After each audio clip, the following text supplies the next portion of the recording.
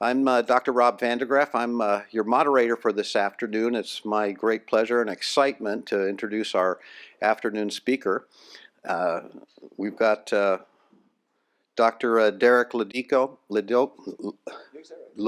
I got it the first time. There we go. I've been practicing this for 2 days, so here we are. So, Commander, soon to be captain in the U.S. Navy, Derek Lodico, he's having a distinguished career. Now, it would take about half of his speech today, or his presentation, for me to go through everything. So I'm just going to go through a few highlights. So he was enlisted in the Navy in early 90s, and then did some nursing issues, some nursing programs, and then went on to get his undergraduate degree in San Diego, and then went to the Western University College of Osteopathic Medicine of the Pacific under the HPSP program. Many of you know that, where he had obligation to the military, and then did a family practice internship, followed by a diving and hyperbaric medicine specialty training, that's what he did until he began his anesthesia residency at the Naval Hospital, Portsmouth, Virginia, followed by a cardiothoracic fellowship in Boston, where he would then, once he finished that, he went on to Walter Reed to be chief of the cardiothoracic service there. And then that's when his career got a little interesting. He's shifted from that towards public health and mass casualty and disaster issues, and then went on to resuscitation and austere medicine in remote situations, which is what he's going to talk to about us today. He's deployed multiple times to Syria, Bahrain, UAE, Qatar, Kuwait, Jordan, Spain, Syria, multiple places, so he's got a lot of experience there for that. He was also sought by the United Nations with his, because of his expertise in leadership, and he was on a commission to look at funding and peacekeeping missions and disaster preparedness, so he's doing that. He's published extensively, written or at least reviewed chapters in books. He's also board certified by the ABA. We won't hold that against him. And then he's also board certified in transesophageal echocardiography. And so with that, he's also, those of you attended last night's conclave, he was awarded he's the recipient of the Adele King Professional Service Award. Quite an achievement. So please, with me, give Dr. Lodico a warm welcome.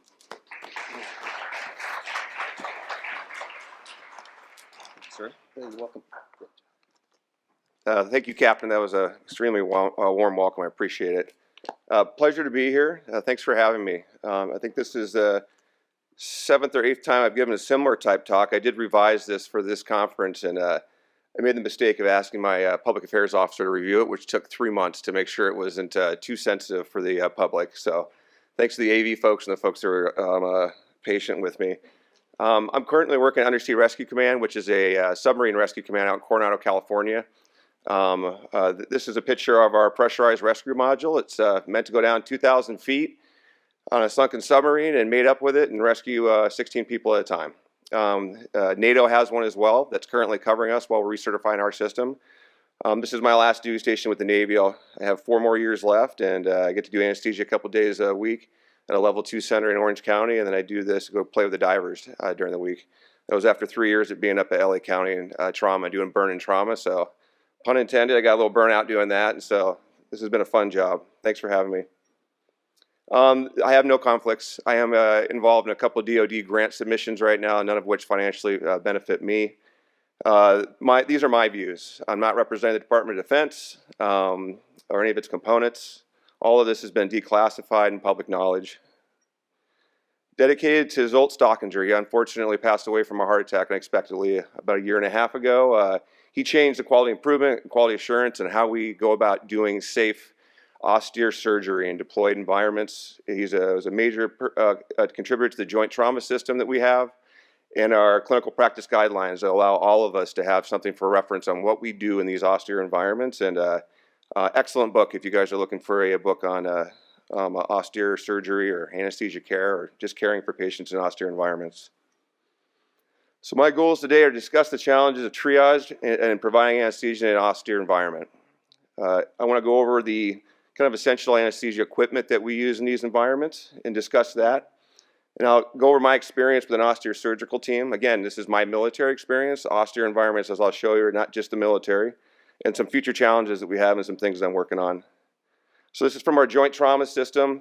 Austere resuscitative and surgical care is an advanced medical capability delivered by small teams with limited resources, often beyond traditional timelines of care, and bridges gaps and roles of care in order to enable forward military operations and mitigate risk to the force. So this is one of the committees I've been working on for about 3 years, on how are we going to teach and provide these teams with the tools to go out and work in these environments. And I want to make it very clear that I'm not just talking about military deployments or those type of environments. The earthquake back in 2010 in Haiti killed 200,000 people. It took out, affected about 88 different hospitals. Of those 88 hospitals, about 50 were severely damaged. So you may not have your operating room, may not have your infrastructure. That could happen in California, it could happen from floods or fires.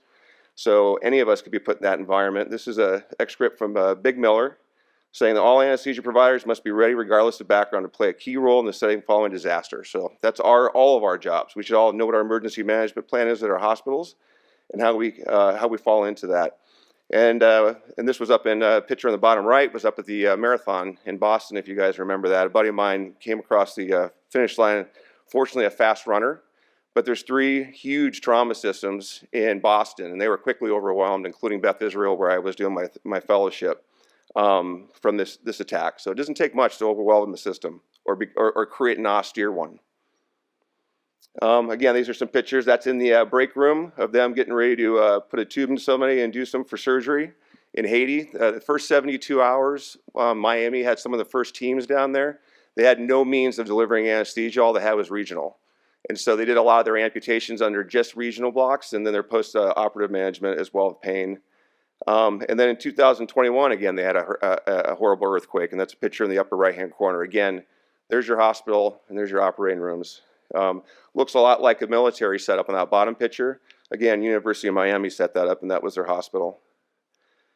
After the 2010 earthquake in Haiti, the World Health Organization got together and realized everybody had good intent, but it was a cluster with 300 emergency medical teams that responded down to Haiti, not really going through the Ministry of Health, not a lot of infrastructure as far as communication. It was very disorganized. And so they got together, formed a panel, and put out recommendations in 2013 on what they called foreign medical teams, and defining what that is and what's required for you to go over and be a part of a small surgical team or a small medical team in these environments.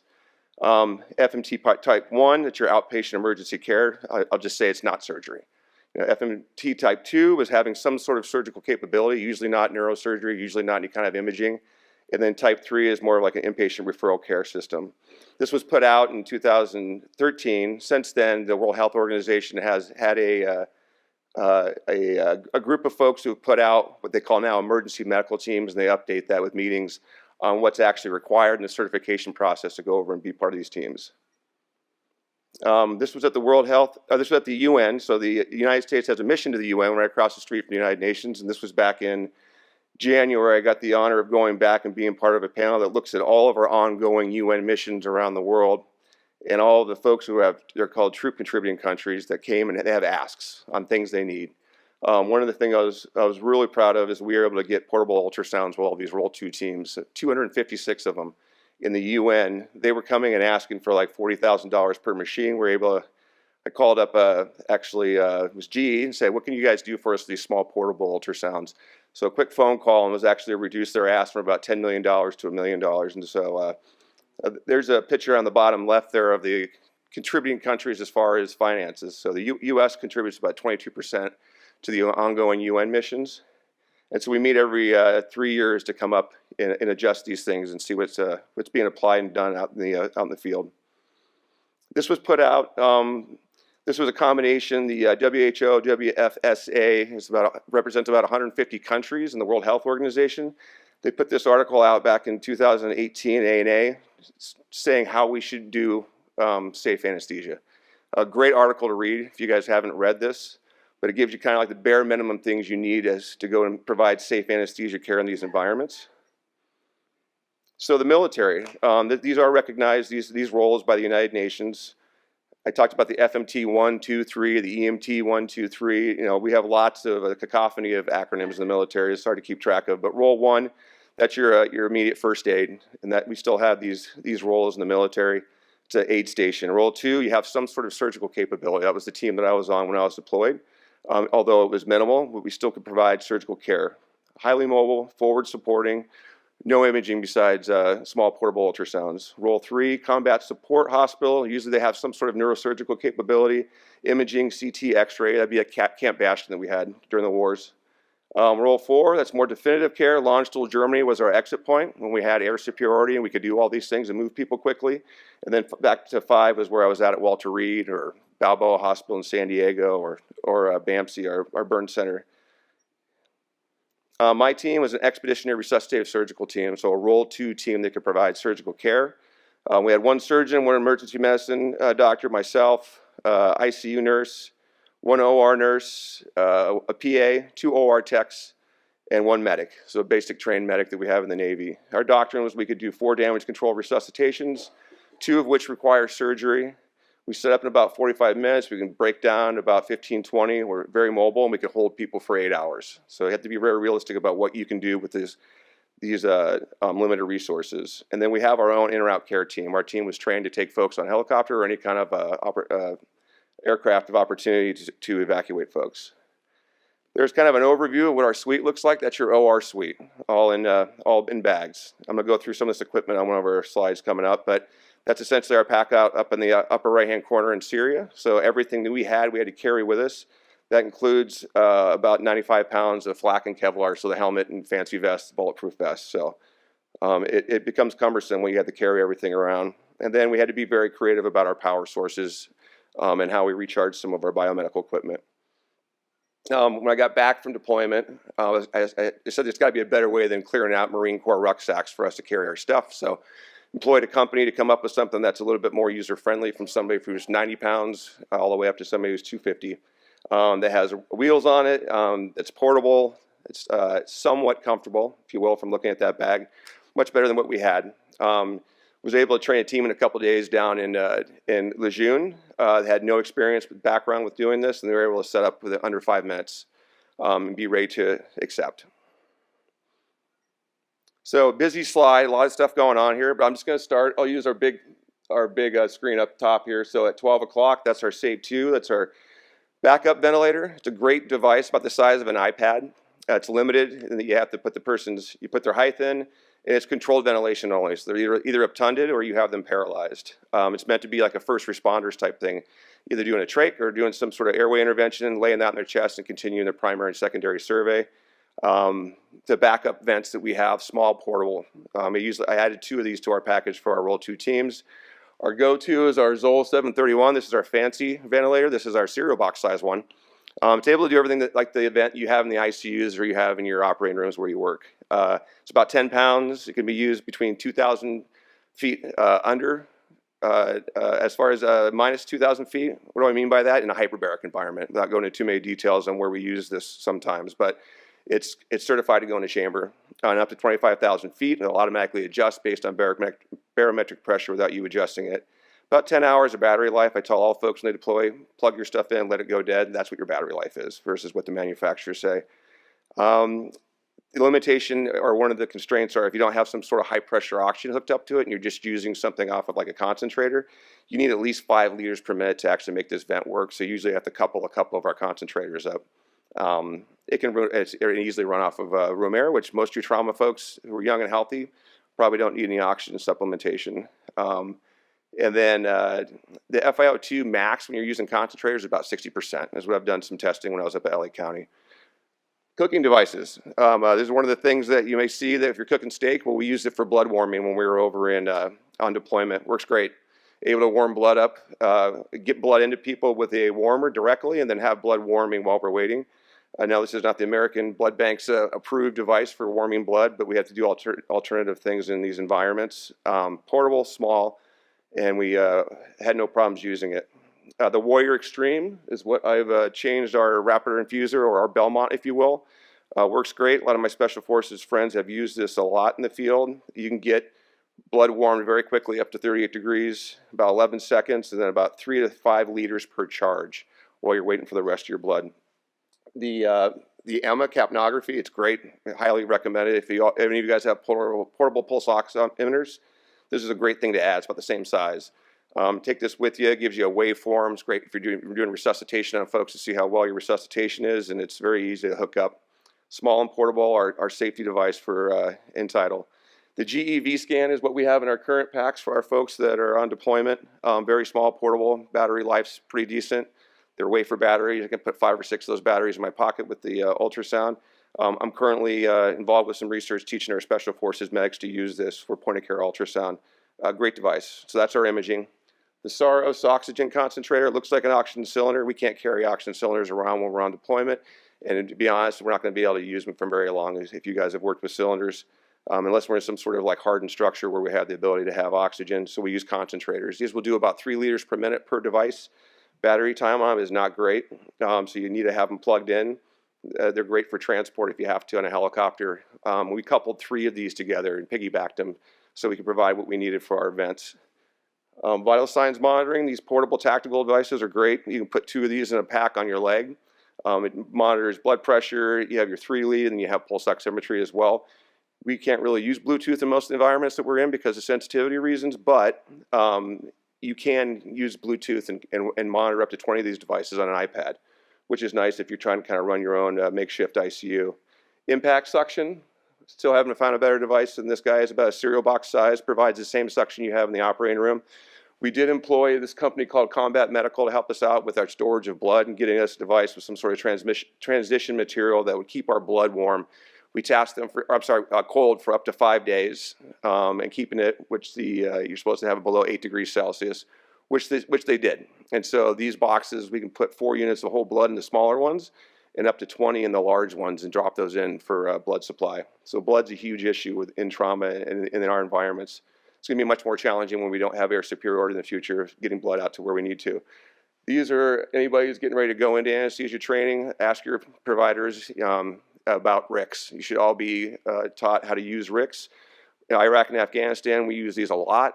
We use these in subclavians because people's vessels were collapsed when we're resuscitating folks. You get a couple IVs started, convert one to a RIC. There's a lot of studies showing that you probably get better flow with a RIC than you will with anything else. Essential part of our pack. And the last couple items here, dial-a-flow. These came back during COVID when we were running out of all of our infusion pump devices. The National Society for Nursing, they actually got together and approved and said, yes, we need to learn how to do drip rates again. We're running out of infusers. They're great for making up cocktails for postoperative pain management or sedation during procedures as well. And then our iStat, this is our fancy lab that we have. I think most of you are familiar with that. All right, busy slide, this is the longest one. More videos and stuff to keep you from falling asleep. And then we also have our Draeger Fabius Trio that we could take. We didn't have the ability to do this, we were too small. But some of our larger Roll 2 setups do have these. So we do have anesthesia machines potentially available. I was doing all TIVA, which is total IV anesthesia for folks that don't know what that stands for. And then that's that piggyback together the Saros oxygen concentrators that we had, and that was my setup that I had for the ventilator. We also have the availability of draw-over vaporizers. We did not have those on my deployment. And I can't overemphasize enough how important regional is for these austere type environments, as I talked about with Haiti. There's a great article that talks about how it was used initially on the Haitian response in 2010 and how it's used now in these austere environments. Great article if you're looking for something more on that. Blood is a big thing. I've been heavily invested with how we're going to do better as far as getting blood to folks since my deployment. It's extremely limited. It's hard to get when you're on deployment. There's 3 kind of centers I had when I was out in Central Command of getting it. I could probably get about 10 units of whole blood, and I had to have that at all times when we were supporting special forces. Stuff expires, and it's hard to kind of keep in a safe state if you don't have a way of keeping it cool. The Rangers, Rollo, it's their low titer O blood program they developed. They were the first ones in the Army to really come up with a solution, followed by SOLO, which is the special operations on the Navy side. And now my good friend Russ Weir, he's a commander and anesthesiologist out in Hawaii now, developed the Valkyrie program for the Marines, teaching Marines how to do buddy transfusions on each other. I know it sounds archaic, but when you're in an environment where you don't have blood, it's going to be your life-saving thing in a lot of these traumas. but he's gone through and developed a program for teaching folks to, we pre-screen their low titer O, how to take blood off of them and transfuse it to somebody as a need in the field. The big part of this came from our study. A study was published back in, I believe this was 2012 in JAMA, specifically looking at the application of blood pre-hospital. There's been some studies done in the United States. It was kind of inconclusive. This was the first big one that looked at our injuries in Afghanistan. It was about 504 patients they took that either received or did not receive blood before arriving to whatever facility they were evacuated to. Of those, about 55 actually received transfusions, did a cohort match. This was retrospective, and found the big significance was looking at mortality 24 hours and 30 days. What they took away from that is they found that folks that received blood within about 36 minutes in this study, there's your reduction in the pie charts as far as mortality and survivability. So significant findings. The UK did a study that was very similar. And so this is our Valkyrie 36-minute window here, this timeline. From time of injury is where the thick arrow starts. Whoops. The thick arrow starts here. And it's time of injury. You're expected to have somebody within 5 minutes set up for donation. And then you see your timeline there as far as patient arrives, donation's complete within about 10 minutes. They have citrated bags they carry on them to do this. They have a string that they wrap around it. And that string allows them to know when the bag's actually filled up or not. Some situations we can weigh it, similar to like the CT folks do in the operating room when we're doing Aoca Gs or the ANH. But yeah, this is our Valkyrie. This is going to be the future of what we're going to do as far as austere blood in any future conflict when we don't have a lot of resources as far as blood available. This is a graph from that article I talked about as far as the safe practices in anesthesia. This is the highly recommended, what they say you need to have. You absolutely need to have this out if you're out doing anything austere, if it's humanitarian or otherwise. These were the basic things that I had with me in my pack, other than the oxygen like we talked about. Triage in an austere environment is extremely challenging. And so there's a lot of ethical things that a lot of folks, when you hear some of these things I'm talking about, that are challenging to people. But it's after working at LA Trauma for 3 years, I realized taking care of trauma and pediatrics and adults, we really can't save everybody sometimes, right? And these austere environments, a lot of these folks you could probably help if a disaster happened here in the hotel or something happened that we, unforeseen. In these environments, you just don't have the resources to take care of everybody. So you have to be, you have a way of sorting folks, right? So triage came from Baron Larry in the Napoleonic Wars as one of his surgeons, but he came up with the sorting back in the 18th century. And since then, we've revised it quite a bit. 1989, Champion et al. Put together the trauma revised trauma score. That's the TRTS you see on the chart there. They looked at systolic blood pressure, respiratory rate, and GCS. They found there was about a 97% as far as detecting non-survivors. The problem was as far as specificity and sensitivity, detecting a major trauma was pretty low, it was 59%. The CRAM score came out around the same time, so that's circulation, respiration, abdomen, motor, and speech. And it predicted who was going to die or require major surgery was its goal. Normal, they had a normal, got a 2, a mild normal, got a 1, and severe was 0. So 8 or less was a major trauma, and the goal was to either figure out treat and release or surgery. Again, better than the triage revised trauma score, but still not very high as far as its ability to detect major trauma. 1990, Bax et al. Did the trauma triage rule, was better than the CRAMs. Systolic blood pressure less than 80 was one of their parameters. And then the GCS less than 5. And they had to have, in conjunction with that, part of the consideration was penetrating trauma to the head, neck, or trunk. Sensitivity and specificity of this was 92%, and it was applied to about 1,000 patient cohort. And then we come around to the field triage score. This is much more now talking about austere environments or what we use in the military when you have much more limited resources as far as moving patients and treating them. It was a retrospective 800,000 patients were looked at in the National Trauma Data Bank that initially developed this triage system, the FTS. It was applied to about 5,000 injuries in Iraq and Afghanistan from 2002 to 2008. They looked at systolic blood pressure less than 100 and just the GCS motor component of the GCS score of less than 6. So normal 6, less than 6 was considered an abnormal. If you had a score of 2, it was 0.1% mortality. If you had a score of 1, it was about 6.1% mortality. If you had a score of 0, it was 41% mortality. It was later revised to include the full GCS scale, which is the FTS 07 you see on the bottom there.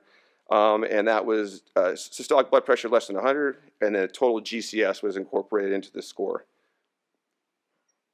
So what are we using with the NATO folks? So it's pretty simply put, and again, ethically challenging to some folks, but if I can't open your airway simply with a simple maneuver, that's expectant, right? And that's hard for some people to kind of like come to terms with, but that's one of the things we have to do. And we have a lot of folks that we're dealing with in an austere environment. And so that's essentially, if you can walk, you're non-urgent. If I can't open, if you don't breathe when I open your airway, you're expectant. And then we go down the road from there. So that's the START system that we're using with NATO right now. That's off to the left side of the screen. And the big things really boil down to is looking at their, if they can't walk, they can obey commands, and they have a radial pulse and a respiratory rate less than 30, they're urgent. All their folks are immediate. So that means we have to go and do some sort of emergent surgery, and that's more often than not some sort of non-compressible breathing, something we can't take care of with a junctional tourniquet, something in the box that has to be addressed more often than not. And this is the current system right now the United Nations has adopted, trying to bring together all triage systems from all the different countries. But very similar to what we went through and talked about, those categories, and the colors should be all very familiar to all of us in the room. Again, think about the environment where you're going to be applying these tools. So training is a big thing. We talked about manning equipment. Training is a big one for folks to get on board with this being okay, right? This isn't the normal thing to take you out of the operating room, stick you with a team with backpacks and say, go out and do great things and put folks to sleep. And so where I was at LA Trauma, that was our goals, was to not only train the USC residents and the residents that came up from Balboa on burn and trauma, but our surgical teams all came through with us and worked as a team to do trauma together at LA County. They had 2 weeks of doing that. We have fresh cadavers that we actually perfuse, induce traumas to, and they have to come in and work together as a team to resuscitate them. Start lines, everything with that equipment that I went over and showed you earlier. We did critical care training rotations to the burn unit, which I thought were excellent. If you haven't done anything, a lot of our centers, we don't do a lot of burn. I didn't do any burn when I was doing the anesthesia residency. I maybe a couple days, but doing it day in and day out for 3 years, it's definitely its own niche thing that you have to understand, especially when you're sitting on these patients for a prolonged period of time. So that was a great part of the training when they came through. We did some field animal care and lots of sim for a lot of sim stuff, simisms, setting people up with high fidelity mannequins that bleed and they can do surgery on. And that was us working with the working dog that likes to try to bite people. It's a robot. And then also us doing some point of care ultrasound training. The next stop we all go down to in deployment is Naval Expeditionary Medical Training Institute. That's in Camp Pendleton, California. They get dropped. We all sleep together in a Kwanzaa hut, and we get dropped on a tent with a bunch of unorganized gear and told to figure out what we're going to do based on whatever tasks we're given as far as daily. Out in the austere environment, out in the field, on board a ship simulator, on back of a helicopter. Early lesson we learned as a team is you don't need everything, because everything you bring, you have to carry it. So our first time going out, we carried all these Pelican boxes out, and we were exhausted, almost couldn't perform when we were asked to do some of these high fidelity situations. Taught us to learn in small, or to work in small spaces. That's maybe all you have. You saw that the Haitian earthquake and some of the spaces they were working in, that break room. I'd say that's pretty austere. And just an example of, I don't think the sound's picking up on this, but that's okay. There we go. So now all the things I talked about, being organized in your equipment, thinking about triage, now add this to it, in the background.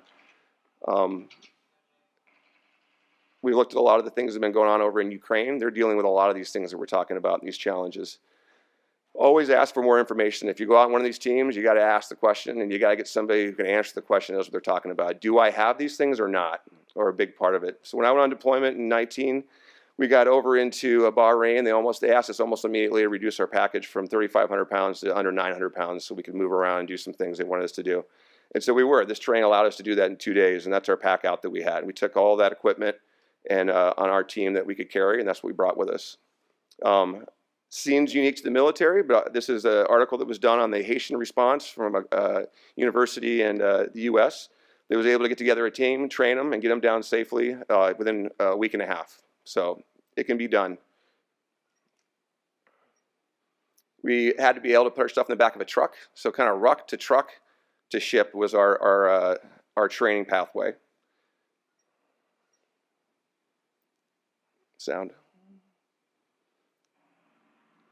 Again, the expectation is we had to be able to pack up, go out on one of these, two of these CH-60 helicopters with all of our stuff and our personnel, and that was our surgical suite. This was our surgical space on board the ship. It was a radio room that we cleared out. They didn't have any of the things that we asked them when we called. We were clearly talking to the wrong person. And so we took the gym mats from the gym, and that's the operating room table I made. And then that's our resus and triage area, the litter box, litter basket, the Stokes litter basket off to the right.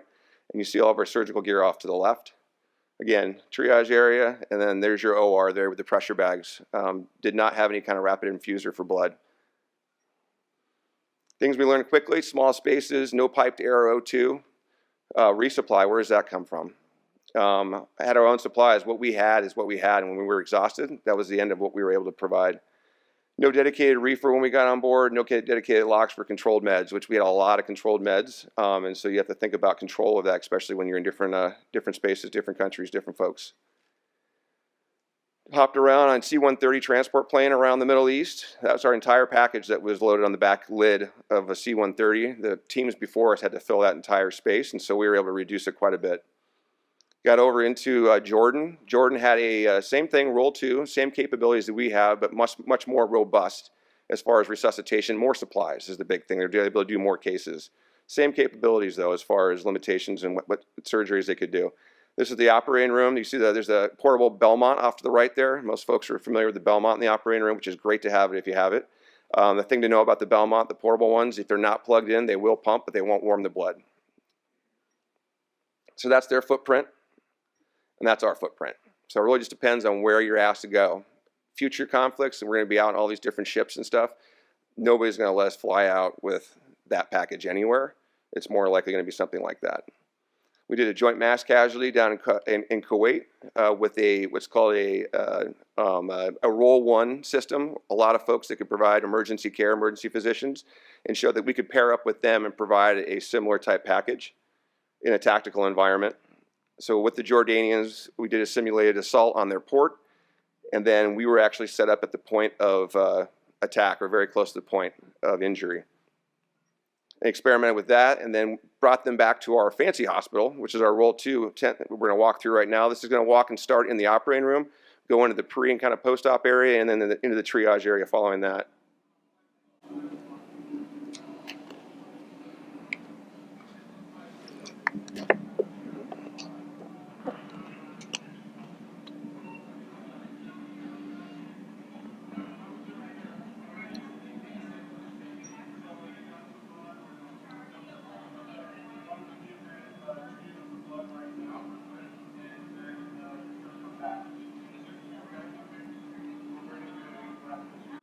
So that's our trauma surgeon, Commander Jay Yellen. He actually came back on active duty after our deployment because he was so passionate about doing this better. But that was him in one of our drills. So that's our total package between us and that team there. Smaller footprint. I can sell combatant commanders on me coming out somewhere with that package. We got pulled from there and told we were going somewhere over in the Middle East, and then told that we were going to be flying up to Syria when Trump said that we were retrograding and coming out of Syria. So we had about 2,000 troops that we had to get out of the country, including equipment, including blowing up all of our ordnance. And so we were flown with a special forces group, not named, and went up there.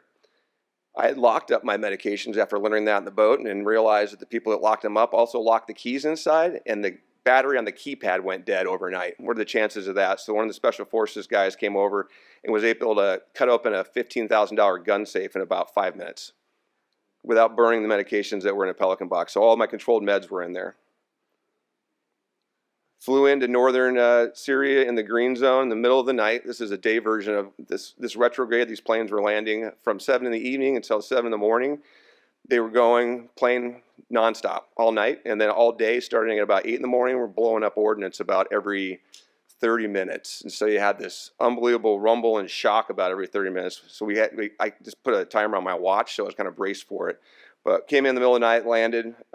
It was a half moon, and that's the landing strip, and that's the base that we landed on, just east of the Euphrates and south of the green zone, a few miles. We fell on a team that was there. We had an Army team. We matched up with them. They had some tents. They got on them before we did in the middle of the night. And so this is our operating room suite, which is a little bit better than what we had with our gear at some of our places in a wood shack. And so this was nice. We had our sous vides. You got to have your sous vides for blood warming. And we had about 208 units of blood, and that's our refrigeration devices that we have. That green one's kind of our standard one we use for the military. Across the military, we have a new one that's coming out that's a little bit more dependable. These have a tendency to blow their fuses quite often. That was our living spaces that the Special Forces commandeered for us. We were all sleeping in one of those, about 25 of us when we first got there, and we were able to get our own. Successful retrograde, if you guys saw in the news back in 19, we were able to get across the top part of the country. The Kurds were very helpful in keeping us safe, even though we were pulling out on the Kurds. Unbelievable experience to talk to a lot of these tier 1 interpreters from Syria. Right before we were getting ready to leave, we were told we're not going anywhere. They had 2 other surgical teams flying in and told us we were going to be meeting up in the middle of the night, and that we were supposed to set up and expect blast injuries of children and pregnant women, none of which we expected to treat while we were on our deployment. And we had till 7 in the morning to do the best we could, and then everything was going to disappear. And so that was Operation Kyla Miller. This is all public knowledge now. She was kidnapped, raped, and killed by ISIL. And the person that orchestrated that and was one of their big leaders, al-Baghdadi, unfortunately killed himself and I think 2 of his children, but didn't blow up the whole compound or kill any of the other pregnant women that were in the compound or the kids. And so fortunately, we did not have to treat that population. Successful mission. We had more surgical teams in on this that all flew in than we had in the entire Middle East. So it was a neat experience of being flexible, if you will. And then we took off in the middle of the night.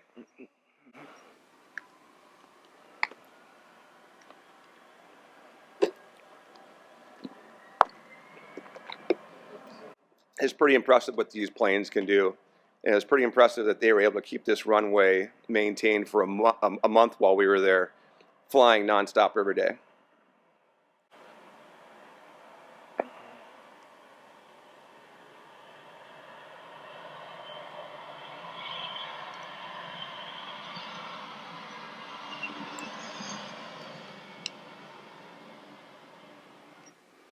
Future challenges. So this is a busy map.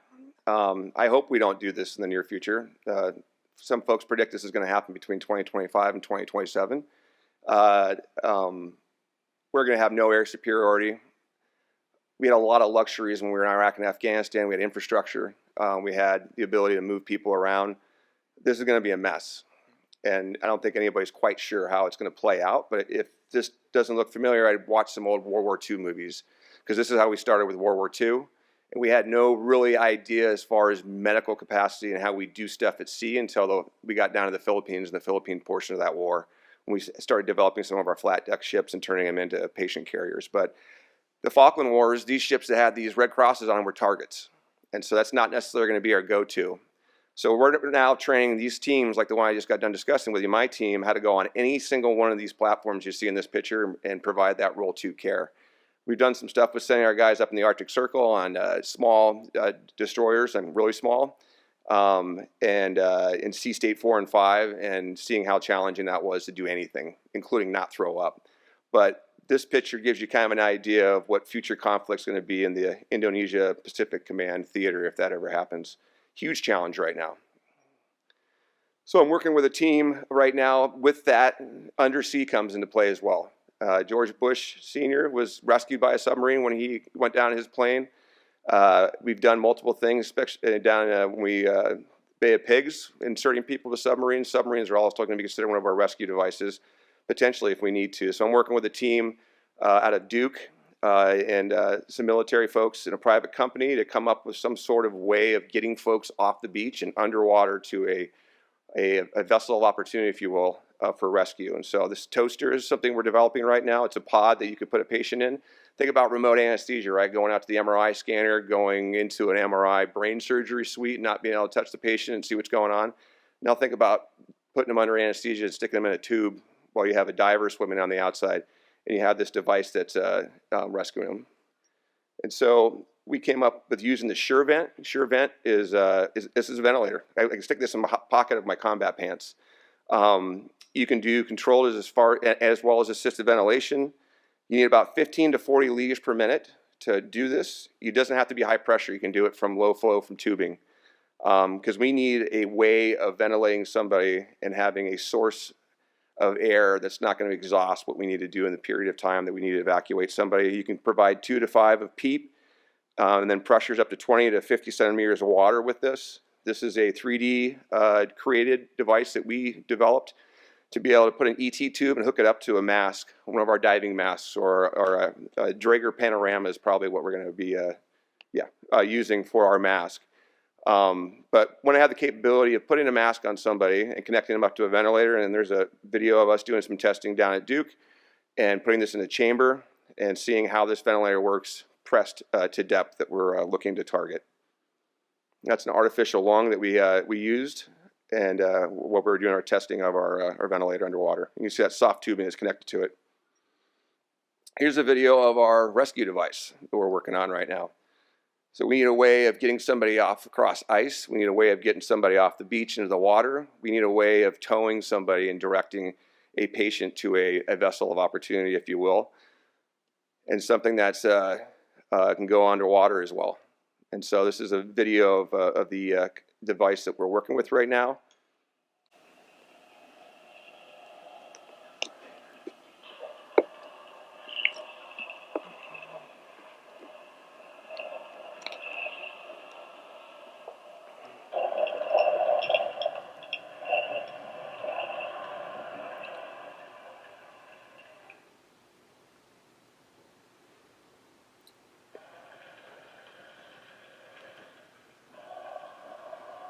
It looks like a stingray. That's where the concept came from.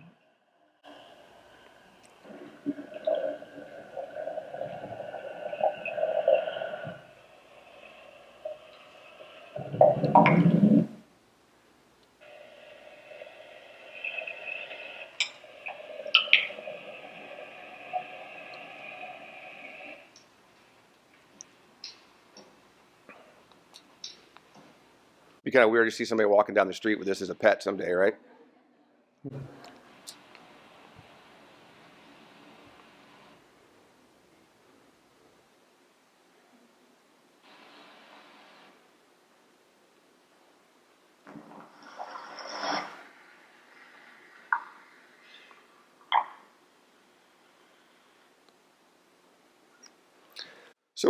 So it seems crazy, right? Sedating somebody, putting them in a mask. Well, that's what this Australian anesthesiologist made happen. If you guys haven't watched this documentary on the Thai cave rescues, I highly recommend it. There's a movie and a documentary. It's excellent. But they had to figure out how to move these kids. They have no idea how to do scuba and no idea how to be relaxed in a cave environment in the dark and figure out how to sedate them from point to point. And ketamine came into play with this anesthesiologist from down in Australia. So great documentary. A lot of what we're doing and formulating came from the research done in conjunction with this cave rescue. So final points: airway expertise, vascular access, ongoing triage, hemodynamic vigilance, resuscitation, and real-time adaptation to a changing and critical care environment are a few of the skills that encompass the daily routine and value the anesthesia provider brings to the emergency management team. That's us. That's in the OR every day. Key aspects of emergency preparedness: mitigation, planning, response, and recovery are also in tune with our primary role. That's disaster management. So we are inherent just by our training to be a part of these teams and contribute a huge role to it. Final points: getting close to the point of injury, using blood and tourniquets are what save folks. And that's the research we did from 01 to 17. Role 2 care as close as we possibly can to these folks is going to be our best chance for survivability. This was a book chapter I wrote with our current Surgeon General of the Navy, Admiral Vi, talking about more in depth our role in mass casualty. So if anybody's interested in reading that. And this is last picture here. This is Bougainville, one of the islands during the Pacific Wars during World War II. This is a team from one of the colleges here, and I think it was out of Indiana in the U.S., right? So not just military folks may be asked to help if we get into some sort of conflict in the future, but this is a bunker on one of our Pacific islands with a civilian team doing Role 2 care. Those are my references. Thank you.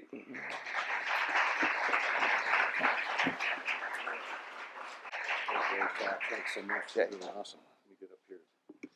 Wow, went over a lot in a short amount of time. Anybody have any questions at this point in time? Can you step up to the microphone, or we can bring one to you? I'm Alan Zarkow from Land to Lake Explorer. Does circulation come before airway? It's in our current triage or our treatment for assessment. Treatment to circulation first, then airway. 100% as far as the management of an acute trauma, yes. And so LA County as well, I didn't let, one, I didn't let propofol near the room, and two, I didn't let any of the residents near the head until we were resuscitated with splashed and ready to go with a blade in the surgeon's hand. So yeah, absolutely, circulation comes before airway. Thank you. You bet. In this system as well. That's how we're trained. All right, thank you. Great presentation. Just a question on some of this high-tech equipment. Can you comment on the reliability, especially in these dusty, sandy environments? Great question. Very high rate of failure of this biomedical equipment. Sitting out in a runway at 140 degrees in the rain, sitting and waiting for us falling onto this equipment. So the big thing always was, in part of our training for these folks that go out and do this, is I tell them to tear all their stuff apart immediately, plug it in, see if it works, and see how long the batteries work. I kind of mentioned that in the talk a little bit about as far as not going by manufacturer stuff. But absolutely, it was a huge challenge. We had 5 of those blood containers, those green things, blow fuses on us before we even got off the ground. And so we had to get really creative on how we did that. We've had a box called a Collins box that's been around since the Vietnam War. We still use those for moving blood around. It's got to be repacked with ice every 12 hours, I think. But yeah, no, we get down to like really having to improvise quite a bit. It's a great question. I don't have a question. I just want to say thank you for serving our country and serving our profession. Yeah, thank you Thanks, very Thank much. you. I appreciate it. I do. Oh, go ahead. Can you come up to the mic? Oh, there we go. Captain Ladico, thank you. I second that, and all of us, thank you so very much for everything that you and your entire team members do for all our allied nations. Where are we currently in blood replacement therapy? Has there been much work in that arena? Another great question. We are getting closer. The problem with some of these artificial blood products and the hemoglobin products cause a lot of scavenging or hemodynamic instability. We are close on a product in the military. I can't comment too much on it. That I think is the most promising thing we've gotten to. The big push right now is these walking blood banks. Like I can't get combat commanders to say, hey, we're in battle. I need you guys to have your typos come down and donate blood while we're shooting back at people. But what we're doing, we just started doing about a month ago, is going out and actually practicing banking blood before we get into those environments. So we know we're going into a hostile environment. We'll bank blood from all the low titer folks first on the boat, and that's going to be our go-to. I don't know if the replacement stuff's going to be around for our next conflict yet, but we're as close as I've seen it. Great question. Thanks. I had more of a comment than, well, maybe a question as well, but when I was in practice, I know we used to have our disaster preparedness exercises at our hospital, our community hospitals, that it always kind of blended it in with the surgical plan for the day. We never really had a dedicated day or a few hours. I mean, it's money lost. But I think that the question is, how much of a role the anesthesiologist should play. It really should be the leaders of the team for the hospital preparation for disaster management. So I know we tried to in our own hospital, but I know maybe some of you may have experience in your hospitals about how your role has been to help with the disaster preparation program in your hospitals. A great comment. There's a research article that was done looking at residency programs in the United States, and they found that only about 30% of those programs, any of the residents had any awareness of any kind of emergency management team at the hospital. If you look at the Las Vegas incidents with the shooting, not all those folks went to that that level 1 trauma center. A lot of them went to a level 2, and the anesthesiologist that was down out in the parking lot doing triage and helping with that management came and talked to us at our military ASA meeting a few years back. Very impressive. But again, these are all great incidents. The revolution over in Egypt, same thing, has a great article on that. Anesthesiologist in the room and having other people who were non-anesthesiologists that he was supervising. So talk about stressful supervision in multi-rooms. But great thing. Everybody here should know what their emergency management plan is for their hospital. All of the residents that rotated with me at LA County, the first day they were there, they had to go figure out what that was. So great comment. Yeah, thanks. Thanks so much. That topic is just glued to it. So for our complex spine patients, we load all of them with iron because of the limitations for transport and storage of blood. Are all the military personnel on the ground taking iron supplementation, given and anticipating that they are the blood bank on the go? Great question. That's been discussed. Not currently do we have any kind of plan in place where we have these folks taking supplements.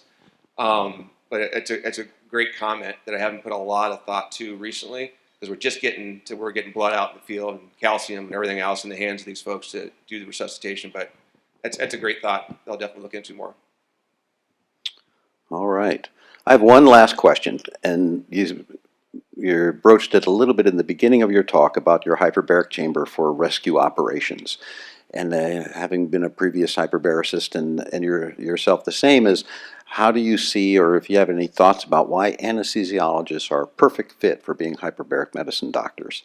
You know, I don't know if you had any thoughts about that in the past. I know that, our knowledge of gas functions and gas theory, and it's a great side job for anesthesiologists.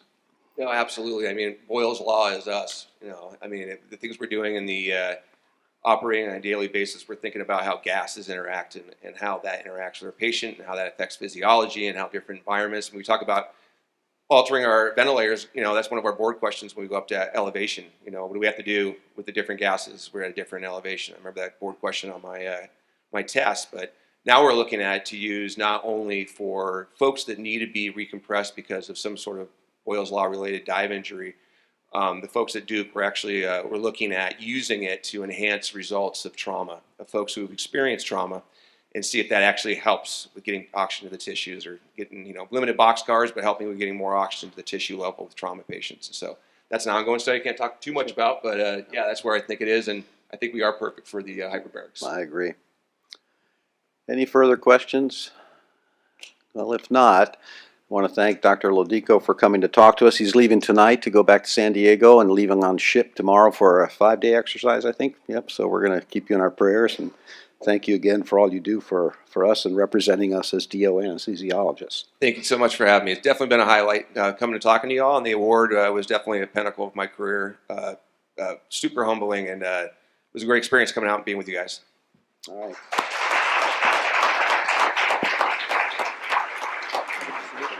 Appreciate it.